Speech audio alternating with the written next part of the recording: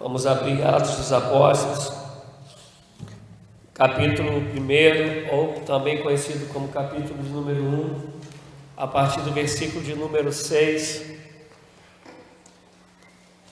Eu, como falei com vocês, minha intenção é, às quartas-feiras, estar falando sobre mensagens que têm a ver com a vinda de Jesus Cristo, com a volta do Senhor. Hoje é a terceira quarta-feira, que Deus me dá essa graça de poder estar falando algo concernente à vinda do Senhor Jesus.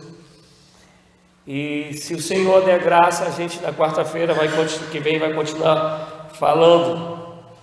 E hoje a gente vai estar trabalhando em Atos 1 e depois você vai deixar a sua Bíblia aberta em 2 de Pedro, capítulo 3.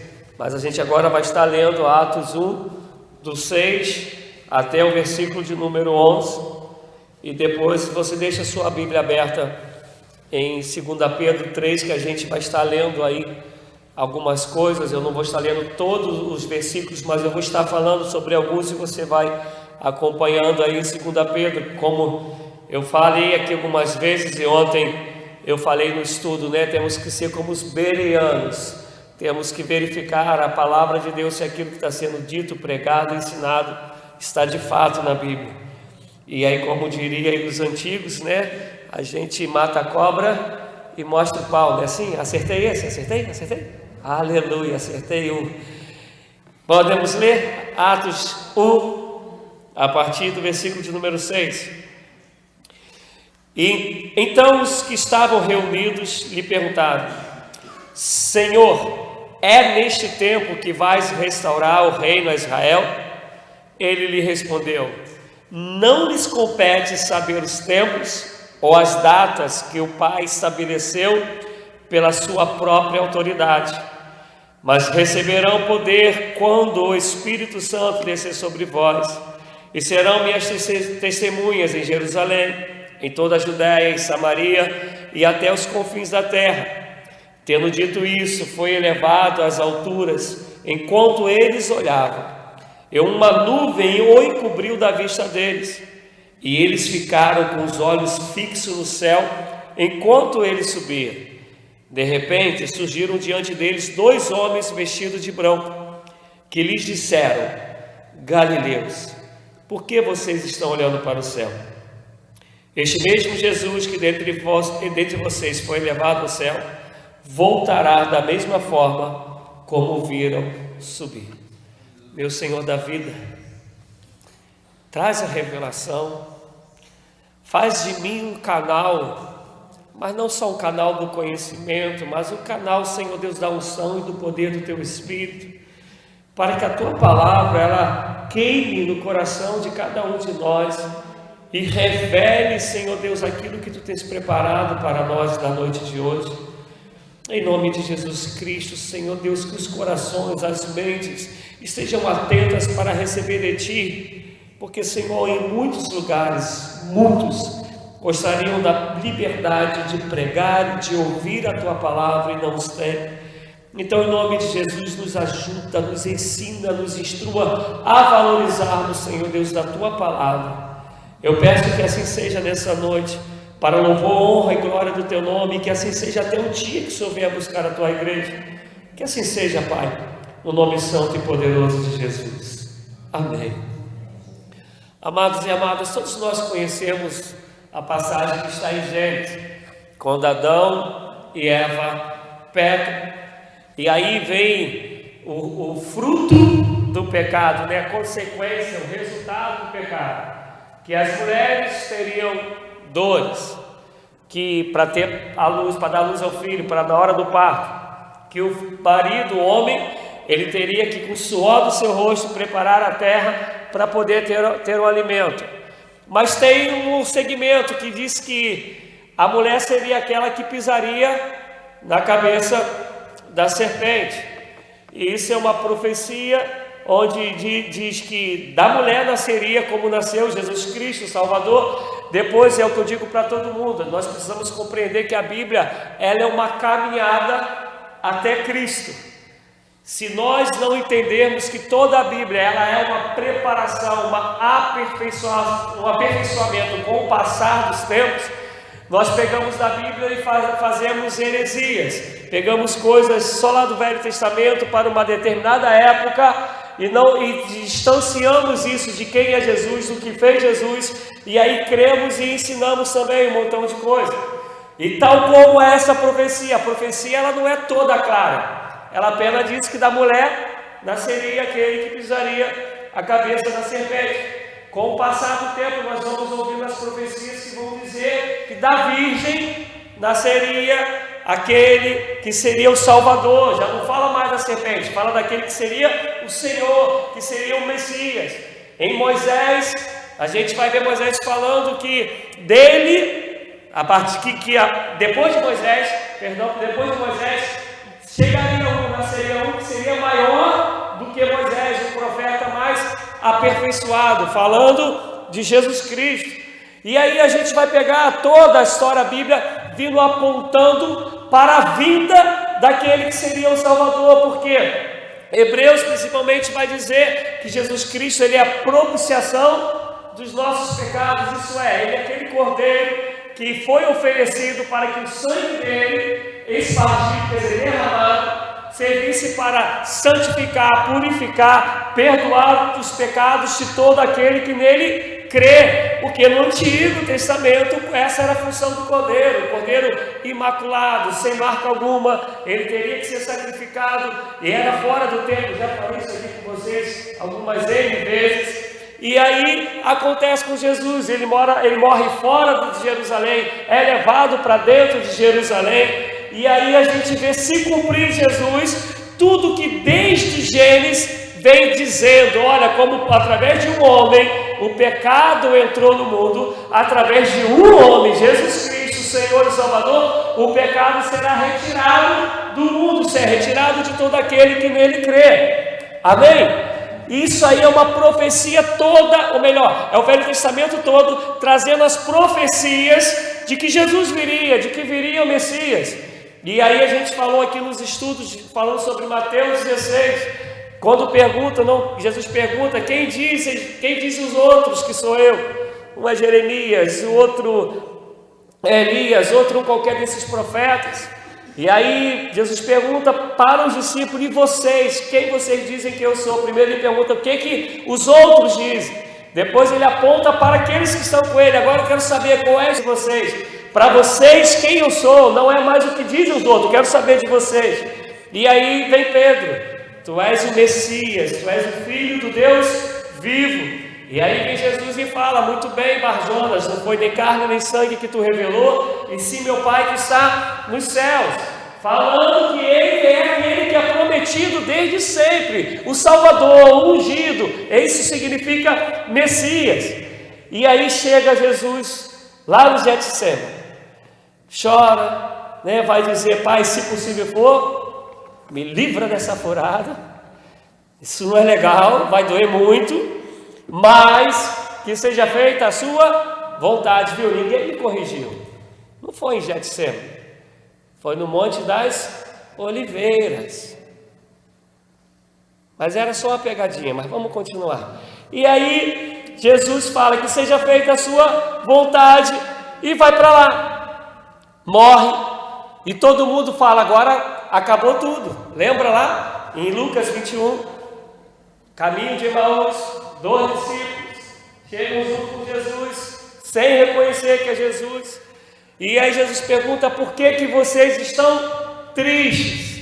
E aí ele fala, forasteiro, peregrino, só tu não sabes o que tem acontecido nos dias de hoje, um tal de Jesus que apareceu aí fazendo sinais, maravilhas, milagres, e nós pensávamos que era ele ungido, pensávamos que era ele o Salvador. Por que eles pensavam? Porque havia uma promessa desde a criação do mundo que um dia viria o Messias, seria o Salvador.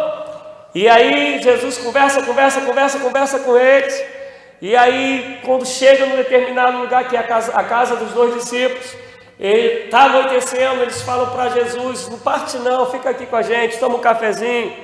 E Jesus senta com eles à mesa, e quando Jesus ora e parte o pão, eles abrem, têm os olhos abertos e compreendem que ali quem estava era Jesus, que a última notícia não é a notícia da morte, a última notícia é a notícia da ressurreição, do homem Jesus Cristo, nosso Senhor, que venceu a morte. Por que eu estou falando tudo isso? Para dizer que tudo que Jesus prometeu, tudo que a palavra prometeu, se cumpriu. Toda a Bíblia, ela vem trazendo, como a gente aqui, quem aqui já brincou de chicotinho queimado? O jovem nem sabe o que é isso, né? Caramba, só a Gilda que brincou de chicotinho queimado, meu Deus. Então, quem lembra disso, né? Tu tem que conseguir, nem lembro, a Rosa está ali, eu nem lembro mais, né? Então eu vou melhorar, me fala aí, quase ninguém entendeu quase ninguém conseguiu me acompanhar nessa. Vamos fazer uma outra brincadeira que os jovens saibam o que é, que agora não vem uma na minha cabeça.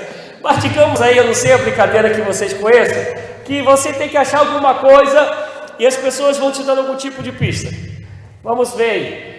E o Velho Testamento, ele vem trazendo isso, ele vem trazendo pistas apontando para Jesus, dizendo: ele virá, o Salvador virá, o Messias virá, Jesus vem. E não só vem, a Bíblia fala que ele viria e venceria a morte, que ele era o Salvador. Quando a gente lê Isaías 53, encontra isso de maneira muito clara. E aí Jesus vem e cumpre tudo. Mas aí a passagem que a gente leu, já não é mais Jesus morto, é Jesus ressurreto. Os discípulos estão lá, e aí Jesus vai assunto aos céus. Eu gosto, já falei para vocês, né? Eu gosto de viajar. Então assim, eu fico imaginando aquele discípulo com a carinha assim, e vendo Jesus subindo aos céus. E aí, para acabar de deixá-los assim, boca aberta, não bastava só Jesus subir, quando eles olham para o lado, tem 2 anjos do lado dele. Cara, haja coração, né? Se ele tivesse problema de coração, tinha infartado ali mesmo. E aí os anjos falam para eles: por que vocês estão olhando para os céus, galileus? Esse mesmo Jesus que vós vistes subir, ele voltará. Então agora tu pensas comigo, se cumpriu tudo que está no Velho Testamento sobre a promessa da vinda do Messias, do Salvador? Sim ou não? Sim. Se cumpriu aquilo tudo que durante anos, que passou por vários tipos de povos, né? A gente conhece a história de babilônios que tomam o pessoal, os filisteus que pegam a arca. A gente vê que passou por um monte de lugares geográficos, por um monte de nações, um monte de povos, mas se cumpriu o que o Senhor veio prometendo desde sempre. E minha pergunta é: se cumpriu-se tudo isso, tu acha que a promessa da vinda dele também não vai se cumprir? Claro que vai. O interessante é que quando a gente fala do Velho Testamento e olha para a vinda de Jesus, a primeira vinda, a gente fala: Deus é fiel, Deus é tremendo. Mas a gente não vive mais como se Jesus pudesse voltar agora. Se a gente lembrar antes da passagem, quando a gente começa ali no versículo 7 e 8, eles estão querendo interrogar qual é a data que Jesus vai vir. E aí eu fico embasbacado, como hoje um montão de teólogos, pastores, pastoras querem dar data para a vinda de Jesus.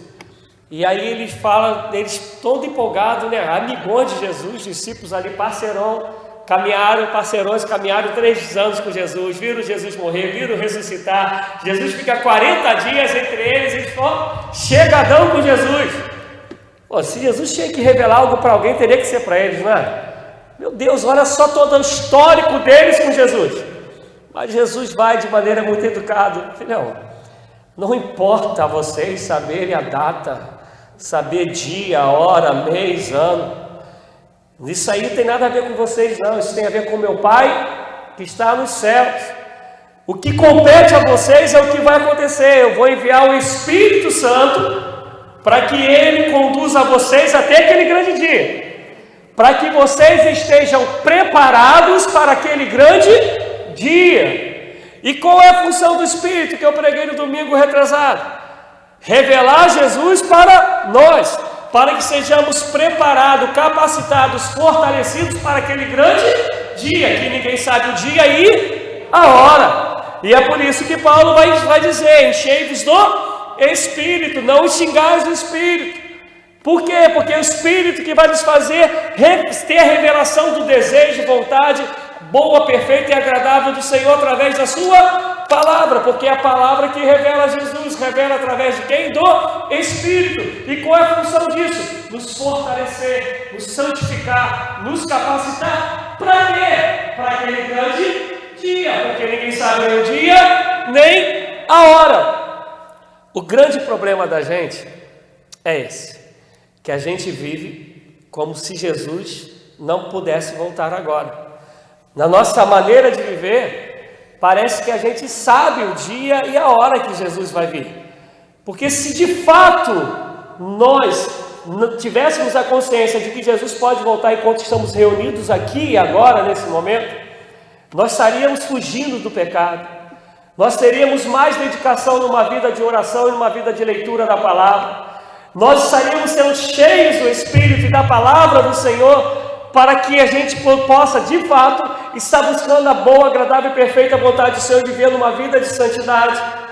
O grande problema é que a gente investe tempo em tudo, menos nessa vida de que o nosso Senhor e Salvador, que vai vir buscar uma igreja santa, imaculada, irrepreensível, que Ele pode voltar aqui e agora. E aí eu falei para vocês deixarem aberto 2 Pedro 3. E se vocês forem ler com calma 2 Pedro, e eu convido vocês, convoco vocês depois de ler todo o capítulo de Pedro.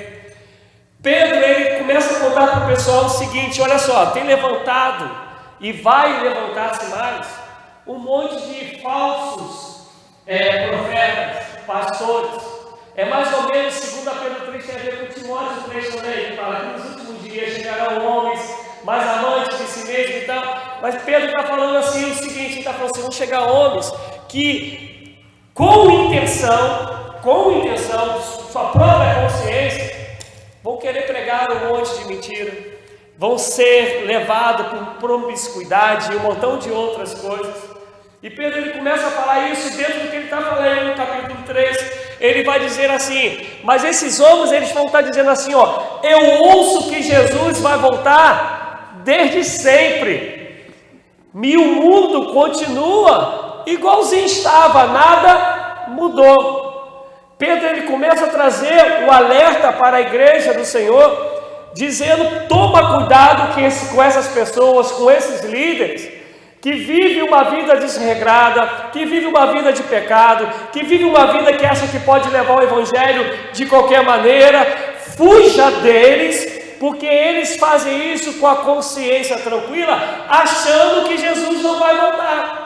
A preocupação de Pedro, se você ler o capítulo 3 todo, é exortar o povo para a volta de Cristo Jesus, dizendo: tome cuidado com esse povo, porque eles acham que Jesus não virá mais, ou então eles acham que vai vir, mas vai vir daqui a um montão de tempo. E eu sempre digo, já disse isso aqui para vocês, para todo mundo que morre, Jesus já veio, porque não tem outra possibilidade de uma vida de arrependimento, de santificação, não dá. E ninguém aqui sabe a data que vai morrer. Se você souber a minha, por favor, me avise, né? Para eu já tentar fazer algumas peripécias aí antes da morte. Mas ninguém sabe o dia e nem a hora. E esse povo vivia assim. E aí eu vou lendo algumas coisas. Olha só o que ele está dizendo no versículo 1. Amados, esta é agora a segunda carta. Essa é a segunda carta, porque tem a primeira, né? Primeira de Pedro e a segunda Pedro. Que lhes escrevo: em ambas, olha a preocupação de Pedro, quero despertar com estas lembranças a sua mente sincera, para que vocês se lembrem das palavras proferidas no passado pelos santos profetas. O que ele está falando? Daquilo que foi dito no Velho Testamento, na Antiguidade, e do mandamento do nosso Senhor e Salvador, que os apóstolos de vocês lhes ensinaram. Antes de tudo, saibam que nos últimos dias surgirão escarnecedores, zombando e seguindo suas próprias paixões. Olha o que essas pessoas dirão. Eles dirão: o que houve com a promessa da sua vinda? Desde que os antepassados morreram, tudo continua como desde o princípio da criação. Olha só, na época de Pedro, eles não estavam só duvidando. Se você olha a expressão, eles estão zombando, eles estão sendo sarcásticos, estão sendo irônicos.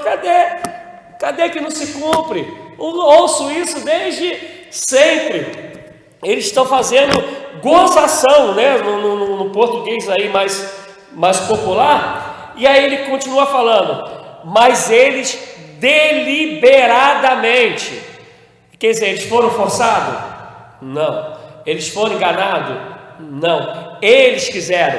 Deliberadamente se esquece de que há muito tempo, pela palavra de Deus, existiam céus e terra. Esta formada da água e pela água o mundo daquele tempo foi submerso e destruído. Pela mesma palavra, os céus e a terra que agora existem estão reservados para o fogo, guardados para o dia do juízo e para a destruição dos ímpios. O que Pedro está dizendo aí? Lembra de Noé? Quando Noé estava lá, o mundo se perdeu. E aí a Bíblia diz que o povo casava e dava sem casamento. É alguma coisa contra o casamento? Não. O que ele está dizendo? Que o povo, cada um quer viver a sua vida, não está nem aí para Deus. Perderam o temor, perderam o tremor, estão brincando com Deus. E ele está falando, lembra disso? Lembra como Deus veio e inundou a terra com água, a fim de que todos eles perecessem? Mas aí no final, quem conhece a história, veio uma aliança. Qual é a aliança?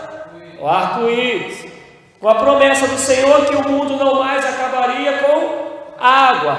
Mas aí ele fala que não vai ser mais com água. O que ele diz? Estão reservados para o fogo, guardados para o dia do juízo e para a destruição dos ímpios. O que Pedro está dizendo? Lembra aquele Deus que fez isso lá, que o povo foi avisado? Lembram disso que Noé pregou, e o povo não quis se converter, não quis acreditar. Aí Noé está lá construindo a arca e todo mundo fala, vai doidão. E o interessante, né? Como Deus faz? O cara não era carpinteiro e construiu uma arca que durou 40 dias, 40 noites e não afundou, ainda salvou um montão de bicho. Cara, imagina o cheirinho que era dentro daquele negócio. Imagina a esposa de Noé passando e falando assim, a elefanta já fez, ó. Devia ser um ambiente assim, um perfume bacana, né? Mas até isso Deus deu graça, que a família toda passou os 40 dias e 40 noites com isso. Mas o povo que não creu, pereceu. E a gente vive hoje o que Pedro está dizendo, como nos dias de Noé. Nos estamos atentando que o Senhor virá, e como ele disse, ninguém sabe o dia e a hora. Então qual é a minha e a sua preocupação? Estar preparado todos os dias, não brincar com o pecado, não levar as coisas de Deus de qualquer maneira, como se fosse um teatrinho, como se fosse um clubezinho. Compreender que a gente está pregando a palavra para viver pela palavra, para que a palavra alcance outras vidas para a glória de Deus, compreendendo que todos os sufocos que estamos vivendo aqui são passageiros. Eu antigamente gostava de brincar muito com os amigos falando, nessa vida tudo é passageiro, menos o cobrador e o motorista, né? Mas restante todo mundo é passageiro. Mas o que eu estou querendo dizer é que tudo isso aqui vai passar. E aí eu vou dar um exemplo para vocês. No ano de 54, para fazer um resumo, Nero sobe ao poder no Império Romano. No ano de 64, aí é uma divergência histórica, mas aí vão dizer que o fogo que pega em Roma foi o próprio Nero que mandou colocar, porque ele queria restaurar Roma, ele queria fazer uma Roma bonita. Só que as cidades onde moravam os cristãos são as cidades que não pegam fogo. Ele aproveita aquilo que ele odiava os cristãos e ele acusa quem? Os cristãos. E é numa dessas daí que Paulo acaba sendo preso. É quando Paulo escreve a carta ao Timóteo, que ele está próximo de morrer. Quem conhece a segunda carta ao Timóteo, Paulo escreve e fala que os dias dele já estão perto. E Paulo ele morre degolado em Roma, na segunda prisão. E aí no ano 64 acontece isso e um montão de cristão é assassinado. No ano de 70, para eu poder fazer um resumo de resumo, a gente conhece quando a cidade de Jerusalém ela é tomada, destrói os muros e destrói o templo. E a única coisa que restou é aquilo que a gente conhece como o Muro das Lamentações, né? Que o pessoal fica lá fazendo esse negócio assim que até hoje eu não sei o que é esse que eles fazem assim. Mas aí no ano 70 acontece isso. Mas é nessa época que tudo fica preparado para que o ódio aos cristãos só piore. Sobe ao trono um homem chamado Dominiciano, no ano de... Aí é uma divergência que ele no ano 81 ou ano 86. Esse cara, diz historiadores, que ele conseguia ser pior do que Nero. E olha que Nero mandou matar a própria mãe e uma parentela lá. Mas porque ele tinha desconversa que todo mundo pudesse tomar o trono dele. E aí, Dominiciano, quando sobe ao trono, o pessoal fala que ele conseguia ser pior do que Nero, inclusive principalmente com os cristãos. Ele tinha tanto ódio aos cristãos que havia, que vocês lembrarem da própria história de Paulo, se você tivesse uma posição social como cidadão romano, você podia ter um montão de vacilo, mas o pessoal arrumava um jeitinho de passar a mão, mais ou menos como era a política brasileira, né? A gente está crendo que está mudando em nome de Jesus Cristo.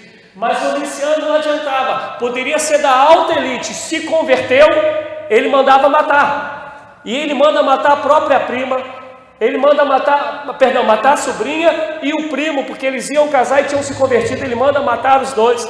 E quando ele inaugura, quando ele inaugura essa caça aos cristãos, dizem que ele matou mais de 10 mil cristãos, e é ele que pega o apóstolo João e manda para a ilha de Pátmos, porque João era o último apóstolo, era a última ligação direta entre Jesus Cristo e a revelação, a ressurreição de que Jesus Cristo havia vencido a morte, de que Jesus Cristo era o Salvador. O único que não morreu martirizado foi João. Então ele pega e bota João na ilha de Pátmos. Escuta o que eu quero falar para vocês. Mais de 10 mil cristãos sendo assassinados. Se a gente fala 10 mil hoje é muita gente. Imagina naquela época que o povoado era tudo pequenininho. 10 mil cristãos serem assassinados. Era matar um povo, literalmente falando. E esse povo, passando esse sufoco todo, os caras, aí Domiciano pega João e leva para a ilha de Pátmos. Ele preso, isolado para a morte. Presta atenção que coisa linda. Ele preparado para a morte. O povo morrendo. Vai dizer Apocalipse capítulo 1 que o Senhor Jesus aparece para ele. Lembra? Quem é digno de abrir o selo, o livro? Vem Jesus e aparece, mas não um Jesus mais espancado, não um Jesus crucificado com coroa de espinho, não um Jesus todo arrebentado. Aparece para ele um Jesus glorificado, soberano, Senhor dos senhores, Rei dos reis. E esse Jesus que aparece para ele fala só: o bicho pode estar pegando, mas saiba que eu estou contigo todos os dias até a consumação dos séculos. E aí ele traz revelação para João, não das coisas que poderiam acontecer, mas ele traz uma revelação para João daquilo que aconteceria. E aí a gente conhece nem um pouco das histórias que estão em Apocalipse. E aí ele começa a falar de algumas igrejas que eu pretendo falar dela melhor na quarta-feira que vem, né, de como se encontravam as igrejas. E aí quando chega lá no capítulo 21, ele vai dizer de novo sobre a Nova Jerusalém. Ele vai dizer que o choro não vai existir mais, porque todas as lágrimas serão enxugadas. Ele vai dizer que os homicidas, os fornicários, que os homossexuais, que os tímidos, que um montão de lista lá não herdarão o reino dos céus. Mas nas cartas ele está sempre dizendo, as cartas das 7 igrejas: aquele que permanecer, aquele que for fiel, aquele que perseverar, aquele que não me negar, estará comigo, o seu nome jamais será escrito, rabiscado no livro da vida, receberá uma coroa. a perseguição é grande, mas Deus visita João, que para Domiciano era o fim, mas mal sabe Domiciano que ele estava preparando João para receber a palavra do Senhor e escrever Apocalipse num encontro sobrenatural de um Jesus Cristo glorificado, com mãos reluzentes, com corpo reluzente, dizendo que Ele é o Alfa, o Ômega, o princípio e o fim, é o soberano, é o Senhor dos senhores. O que eu estou querendo dizer para vocês nessa noite, creia que esse mesmo Jesus Cristo que subiu um dia, Ele voltará para buscar a igreja, independente das lutas que tu estejas passando. Mas creia também que esse Jesus Cristo que falou que vai vir buscar a igreja, Ele diz que vai vir buscar uma igreja imaculada, santa, que não negue a fé em momento nenhum, que não vacile, que persevere, que o honre, que fale dele diante dos homens e jamais o negue diante dos homens, senão vai ser negado também diante do Pai. E aí esse Jesus, ele continua dizendo, Pedro continua dizendo assim, no 8, não se esqueçam disto, amados, para o Senhor um dia é como 1000 anos, e 1000 anos como um dia. Eu tenho dito aqui para vocês, um montão de vezes também, que nós somos temporais, mas que Deus é atemporal. Ontem, hoje, amanhã, para Ele é a mesma coisa. Eu já falei sobre algo aqui que eu sei que para muita gente é um pouco de doideira, não sei se o Alan já estudou sobre isso, sobre a teoria das cordas. Essa é uma teoria da física quântica que fala que o mundo espiritual e o ontem e o amanhã, eles são separados por uma linha muito tênue. Eu sei que é uma viagem, né? Mas a física quântica, ela está dizendo que Deus falou, a Bíblia fala há mais de 2000 anos, que para o Senhor 1000 anos é como um dia como 1000 anos. Quem conta tempo, dia, hora, que está preocupado com data, somos eu e você. Para Deus não. Então Pedro está falando para esse pessoal que está fazendo chacota, olha, para você pode estar demorando, mas para Jesus tudo está acontecendo agora ao mesmo tempo. Ou para você está muito rápido, mas Deus, Ele tem tempo da medida dele, no dia que Ele dirá, olha meu filho, volta agora e busca a tua igreja. O que Pedro está dizendo? Não tem como você acompanhar o Senhor, não tem como você compreender o entendimento de Deus, e você vai entender por que Pedro está falando disso. Olha no 9, o Senhor não demora em cumprir a sua promessa, como julgam alguns. Pelo contrário, Ele é paciente com vocês, não querendo que ninguém pereça, mas que todos cheguem ao arrependimento. Qual é o motivo de que Deus, para nós, faz com que a volta de Jesus Cristo demore? Porque o desejo de Deus é que ninguém se perca, antes todos cheguem ao arrependimento, porque sem arrependimento não há perdão de pecados, sem perdão de pecados não há salvação. Mas como o povo vai se arrepender? Como? Com a minha e a sua pregação. Como crerão se não há quem pregue? A culpa até de Jesus não ter voltado, e talvez para alguns seja aí glória a Deus, é minha e sua, porque não temos pregado o Evangelho, porque o desejo do Senhor é que ninguém se perca. Mas tu repara a mentalidade do cristianismo hoje em dia, ou dos cristãos hoje em dia. Eu não gosto dessa palavra com ismo, né? Dos cristãos hoje em dia. Igreja é lugar para ter bênção. Meus amados, igreja é lugar para a gente adorar o Senhor, ser revestido dEle, receber a palavra dEle, para a gente pregar o Evangelho. As bênçãos, diz a palavra do Senhor, que elas nos acompanharão, elas nos seguirão segundo a vontade de Deus. Eu vou dar um exemplo só bíblico para vocês. Quando que vocês viram Paulo nas cartas dele orando sobre bênção? O que era a bênção para Paulo?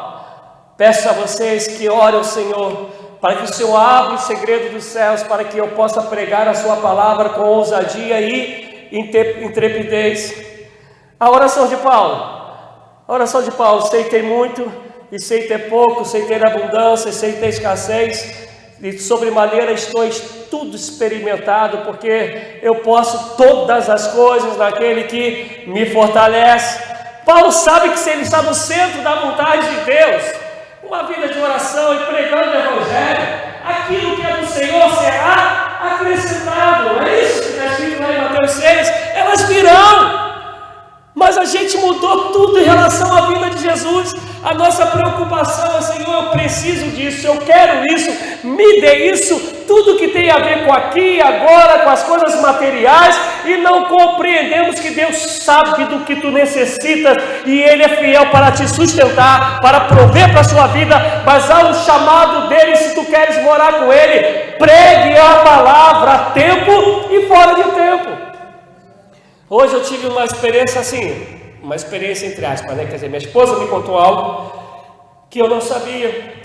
No colégio que meu filho estuda, a vizinha tem uma família que são até indígenas, o pai é indígena, eles moram na cobertura, e eles estudam no mesmo colégio do Tiago.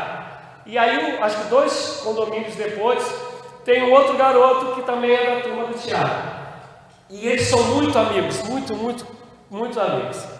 E hoje minha esposa estava contando para mim que elas ficam perplexas, porque essa que mora lá na esquina, minha esposa falou que ela gosta de uma curimba. O pessoal de cima é indígena. E a Alessandra comentando que elas ficam boquiabertas, porque sabe que eu sou pastor, que a nossa família é de cristão, e que Tiago brinca com eles, que eles vão lá para minha casa e brincam com o Tiago, porque os cristãos que eles conhecem, e lá tem alguns cristãos onde eu moro, e uma família principalmente assim, a gente não tem amizade com eles, vamos dizer assim, mas o que chega para a gente deles não são coisas assim boas de testemunho, e eles ficam boquiabertos por ver Tiago com eles. Minha esposa senta com elas e conversa com elas. Por que eu estou falando isso? Tu acha que o Evangelho não está sendo pregado? O que ela falou? Porque que elas estão dizendo? Vocês são diferentes. E sabe que e não é diferente porque a gente está pecando. Não é diferente porque a gente está negociando o Evangelho. É diferente porque a gente está amando as vidas. E aí Spurgeon, já falei isso para vocês, Charles Spurgeon disse o seguinte: pregue a palavra a todo tempo. Se necessário for, use a boca. Na verdade, a frase dele é: pregue o Evangelho a todo tempo, se necessário for, use as palavras. Mas eu creio que a nossa vida, ela prega a palavra.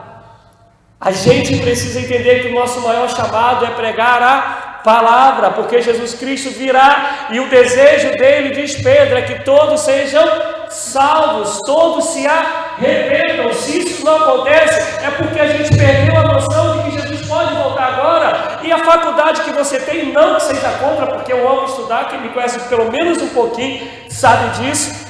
A faculdade que você tem, ela vai ficar, o carrão que você tem, ele vai ficar. Espero que fique, você vai, em nome de Jesus. Mas a gente precisa compreender que isso é bom, mas não pode ser a primazia. A primazia, todos os dias eu tenho que estar preparado para encontrar o meu Senhor e Salvador, porque da mesma maneira que ele subiu, ele voltará para buscar a sua igreja, e ninguém sabe o dia e nem a hora. Por isso esteja preparado. E como essa preparação faz parte dela pregar o Evangelho. Pregue. E Paulo escreveu para Timóteo: insta a tempo e fora de tempo. E vamos continuar. 10. O dia do Senhor virá como ladrão. Os céus desaparecerão como um grande estrondo. Os elementos serão desfeitos pelo calor, e a terra e tudo que nela há será desnudada. Na época do governo era a União Soviética, me ajuda, de Mikhail Gorbachev, ele falou que na época dele, eles tinham um arsenal nuclear que daria para destruir a Terra 27 vezes. Isso na época de Mikhail Gorbachev. Mas aqui a Bíblia está falando que é o Senhor quem vai destruir a terra com calor. A gente, principalmente nos anos passados, 2, 3 anos passados, a gente vai lembrar quanto que saiu de filme, assim, 2012, que fala do final do tempo, um montão de terremoto, um montão de coisa maluca aí que a gente vê, esse filme de ficção que fala de como o mundo vai acabar, a terra vai ser destruída, mas por mais que esses caras sejam muito bons, e de fato são, não chega perto do que Pedro está falando. Pedro está falando que pelo calor, toda a terra será desnudada, quer dizer, tudo vai ser destruído pelo calor. Fala que os céus, está no plural, porque Paulo falou que ele foi ao terceiro céu. Então uma teologia disse céu que a gente vê, do segundo céu, que é onde está a Via Láctea, a constelação, essas coisas assim que os nossos olhos naturais não alcançam, e o terceiro céu, que seria a morada do Deus Todo-Poderoso, porque Paulo falou, eu fui ao terceiro céu. Está Pedro dizendo que os céus e a terra desaparecerão, serão desnudadas por esse calor. Tu consegue compreender como vai ser esse treco? Gente, se queimar cozinhando com um pingo de gordura que cai no dedo, na mão, já é horrível, né? Imagina o calor vindo assim e destruindo tudo. Mas ele diz que isso aí ninguém vai estar, ninguém vai estar preparado, por favor, entenda preparado, para o dia e hora, ninguém sabe. Virá como um ladrão. Tu sabe quando vai vir o ladrão? Bom, quem sabe? Soubesse já ficava lá, polícia, 10 horas o cara vai chegar, tá? 10 horas, não atrasa não, né? Ia pegar o dito cujo, mas por isso que é ladrão, ele vem quando a gente não sabe, fala que ele virá assim. Escuta ainda, 11, visto que tudo será assim desfeito, que tipo de pessoas é necessário que vocês sejam? Olha a pergunta de Pedro, preste atenção no que eu estou dizendo. Diante disso tudo, que tipo de pessoas vocês têm que ser? E aí ele fala, vivam de maneira... Quem está lendo aí comigo? Eu sei que a tradução de vocês é diferente da minha, mas vamos tentar junto. Vivam de maneira santa. Assim que está de vocês?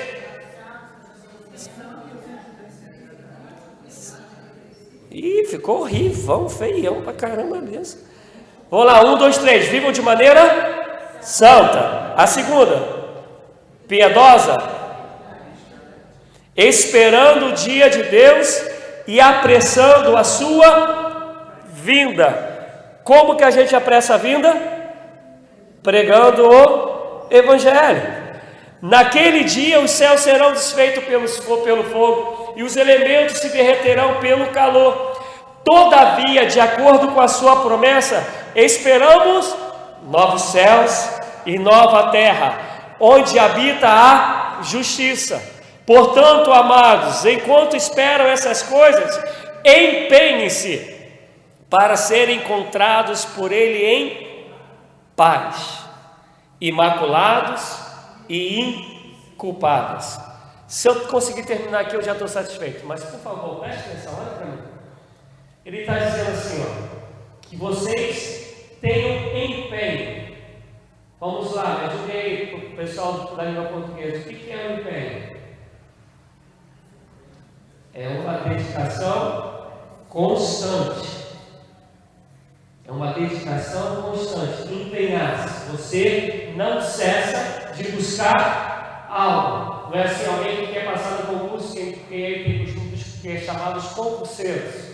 Os caras estudam 12, 14 horas por dia, todos os dias, durante anos, para determinado concurso. Se ele não passa, ele continua estudando para outro, que normalmente a gente diz que o empenho dele é bom. Então quer ser uma pessoa muito empenhada, porque dedica-se constantemente.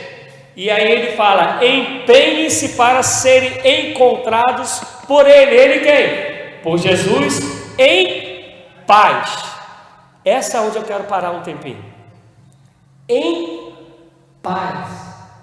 Por que essa palavra paz? Vocês lembram quando Jesus estava para ir embora lá em João? ele vai dizer assim: deixe-vos a minha paz vou lá dou. Não vou lá dou como a que o mundo dá.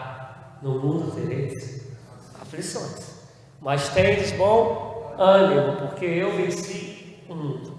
Por favor, entendam isso. É uma doideira a gente olhar para Jacarepaguá. Não vou falar do Rio de Janeiro não, vou falar de Jacarepaguá, que a reportagem de ontem falou que nunca teve tanto homicídio, latrocínio e roubos como está sendo no dia atuais em Jacarepaguá.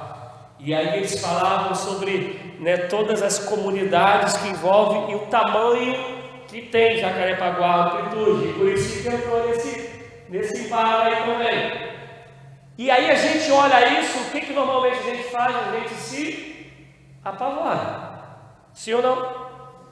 Mas a palavra do Senhor fala o contrário. Ela fala que não é para ser apavorado, ela fala que é para ter paz. Eu sei humanamente que isso é complicado, mas eu também sei que o Deus que prometeu é fiel para cumprir. Eu também creio que Deus que falou que eu vos dou a paz, Ele dá a paz. Eu já não sou melhor nem pior que vocês, mas eu sei quem eu sou. Então eu vou contar para vocês que eu já contei aqui. Meus filhos, eles ficam apavorados, eles tentam me assustar e não conseguem me assustar. A gente já passou na rua de estar andando e o cachorrão aqui no muro assim latindo. E quando eu vejo, já está a Alessandra, a Rebeca e o Thiago quase na casa do vizinho lá do lado. E eu olhando assim o cachorro, e eles falam: não é possível. Mas por que eu creio que isso é isso em mim? Porque na minha cabeça quem me guarda é o Senhor. Na minha cabeça, se eu não vacilar, todas as coisas vão contribuir para o meu bem, porque é o Senhor que cuida de mim. Na minha cabeça, o mal que me afetar, que a gente chama de mal, ele vai contribuir para a glória de Deus. Lembra que eu falei de João? O último discípulo domiciano falou assim: vou acabar com ele. Pegou João e colocou lá na ilha de Patmos. Estude sobre ele de Patmos. Imagina o frio, é metade do que você está pensando onde João ficou. E fala que ele lá, solitário, o mar bateu na parede que ajudava as pedras, que ajudava a ficar mais frio aí, no lugar de clima alto. E ele tem a visitação do Senhor da glória. Ele tem a revelação que eu e você não tivemos, no lugar solitário de sofrimento. Porque a paz não tem a ver com o exterior, a paz tem a ver com Jesus Cristo em nós. Por favor, não confunda paz com passividade. Não estou falando que a gente vai achar que é normal a pancadalhada que a gente está vivendo, a brigalhada, a criminalidade que a gente está vivendo, não é isso? A gente vai pregar contra, vai orar contra, mas dentro de nós a paz ela tem que ser uma realidade. Porque o que significa essa paz? Sinônimo dessa paz que Pedro está falando, que vocês tenham paz. O sinônimo dessa paz se chama fé. Porque se a nossa fé, nossa confiança está no Senhor, nada mais nos abala. Ou Ele é nosso Senhor, Ele não é. Ou Ele que nos guarda, ou não é. Ou Ele é o nosso soberano, Salvador, Libertador, ou nenhum não é. Ou a gente crê, ou a gente não crê. Se eu creio, a gente vive em paz. Ontem eu dando um estudo aqui, inclusive aqui na igreja tem estudo toda terça-feira, eu dando um estudo aqui sobre os mormons. E eu dizia que Joseph Smith, que é o fundador dos mormons, quando ele morreu, ele estava preso e ele tentava fugir. E na sua tentativa de fuga, ele matou 2 pessoas. E aí eu fazia a pergunta ontem, que eu vou deixar aqui também para vocês: qual é o mártir cristão do passado de hoje que você soube que na hora dele ser assassinado, ele quis matar alguém, ele se revoltou? Nenhum. Pode estudar aí do passado agora. Todos eles morrem descansando em Deus. Pode ser cabeça cortada, pode ser o fogo. Eles morrem crendo que a vida deles está glorificando o Senhor, que é para a glória de Deus. Eles são anormais? Não, eles vivem pela fé, não é utopia. utopia, a paz é uma realidade dentro deles. E é por isso que a Bíblia vai dizer: não temam quem pode te matar agora, temam aquele que é poderoso para depois de você morto, ainda te fazer experimentar a segunda morte, te jogar no inferno. Por isso que ele está falando assim, ó, que empenhe-se para que quando ele vier, ele te encontre em paz. O que está dizendo? Confiante nele, descansando nele, sabendo que se o mar estiver revolto, ele fala: quieta-te. E se ele quiser falar, se o mar fizer com que teu barco naufrague, louvado seja o nome do Senhor. Nada muda, ele continua sendo Deus. A gente não canta isso? Até que aqui não se canta muito não, né? Se ele fizer é Deus, se ele não fizer não é Deus, ele continua sendo Deus. Mas ele é Deus mesmo. Por isso que ele é a primeira palavra que Pedro vai usar: empenhe-se para serem encontrados por ele em paz, imaculados. O que imaculados tem a ver? Com uma vida de santidade, uma vida santa, uma vida que não abraça o pecado, não caminha com o pecado, não namora, não paquera o pecado. E aí depois ele vai falar em inculpáveis, que a gente na nossa cabeça vai dizer assim: a santidade e inculpáveis são sinônimos. Não, o que ele está falando assim, ó, aquilo que Deus te confiou, cumpra. Não tem a ver com a vida de santidade. É inculpável, cumpra aquilo que Deus te chamou para cumprir, faça aquilo que Deus te chamou para fazer. E aí é muito fácil para um montão de nós falar assim: mas eu não tenho chamado nenhum não, Deus não me chamou para nada não. Eu vou te falar só uma coisa que Deus chamou todo mundo para fazer: pregar o Evangelho e de fazer discípulos, batizando em nome do, ensinando tudo que de mim tem aprendido, fazendo com que eles saibam guardar isso na tábua do coração deles, batizando em nome do Pai, do Filho e do Espírito Santo. Uma coisa que Ele te mandou fazer, eu, você, qualquer um: pregar o Evangelho. Isso aí ninguém escapa. Tenho em mente que a paciência de nosso Senhor significa salvação, como também o nosso irmão Paulo lhes escreveu com a sabedoria que Deus lhe deu. E aí ele vai comentar que Paulo escrevia e às vezes era complicado de entender, como principalmente a carta de Romanos.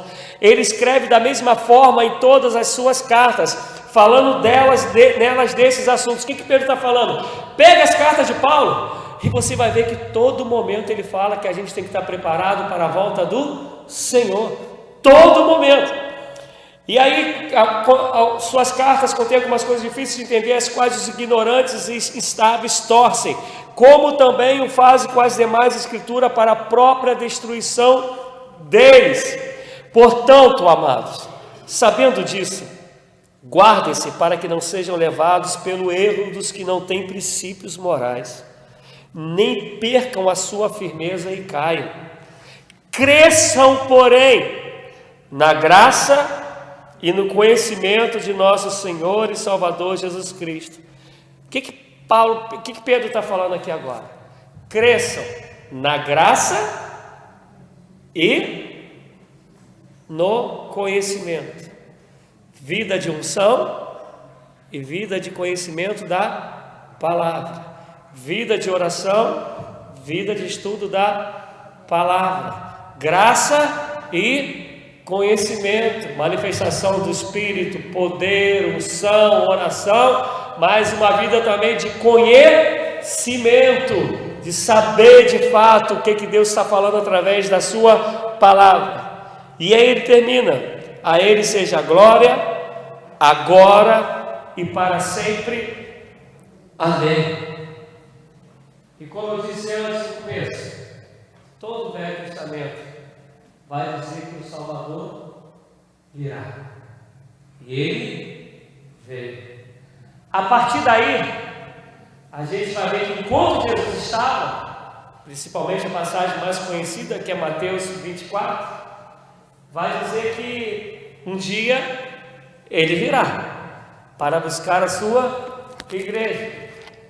Paulo vai gastar todo o seu escrito nos levando a uma vida para crer em Jesus, para guardar a nossa fé, A gente vai pegar o escritor dos Hebreus, ele vai dizer, olha, sem fé é impossível agradar ao Senhor, e chega a dizer lá no capítulo 11, olha, tem gente que morreu sem nem ver a promessa, mas continuou crendo. Aí eu vou abrir um parênteses, né? Tem umas músicas que falam assim, né? A promessa de Deus vai se cumprir para a sua vida, na sua vida. Eu fico pensando, né? Se a gente sabe mesmo todas as promessas de Deus para a nossa vida, eu não sei, queria eu saber, mas não sei. Mas Hebreus 11, quando vai falar sobre fé, fala que muitos deles não viram a promessa se cumprir. Deus, quando chama Moisés, fala, Moisés, tu vais levar esse povo à terra prometida. Era uma promessa? Mas Moisés entrou na terra prometida? Não, de longe viu, mas isso foi só um parênteses que não tem a ver com a pregação não. Mas o que eu quero dizer é o seguinte, tudo que estava escrito no Velho Testamento se cumpriu. Tudo que o Senhor revelou através de seu Espírito para Paulo, Pedro, Mateus, Lucas, Tiago, Timóteo, Tito, vai se cumprir. Esse mesmo Jesus que vocês viram o assunto aos céus, ele voltará para buscar a sua igreja. Ninguém sabe o dia nem a hora. Ele virá como um ladrão. Meu desejo é que pelo menos 50% daquilo que eu consegui transmitir essa noite não entre só na tua mente, mas entre no teu coração. Porque nenhum de vocês sabe nem o dia nem a hora.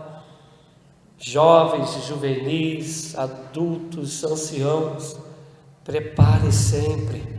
Deixa sempre a tua lamparina preparada, a sua vida em santidade. Cumpra o que o Senhor te chamou. Pregue a palavra do Senhor. Tenha fé, viva uma vida de paz, porque é Ele que te sustenta, é Ele que guarda a tua entrada e a tua saída, desde agora e para sempre. Se o Senhor não edificar a casa, se não edificar a casa, em vão edificam aqueles que trabalham. Se o Senhor não vigiar a cidade, em vão vigia a sentinela. É o Senhor, é Ele que te sustenta. Amém, meus amados? E eu quero orar antes da gente tirar a oferta, e eu te convido a ficar de pé, no nome do Senhor Jesus.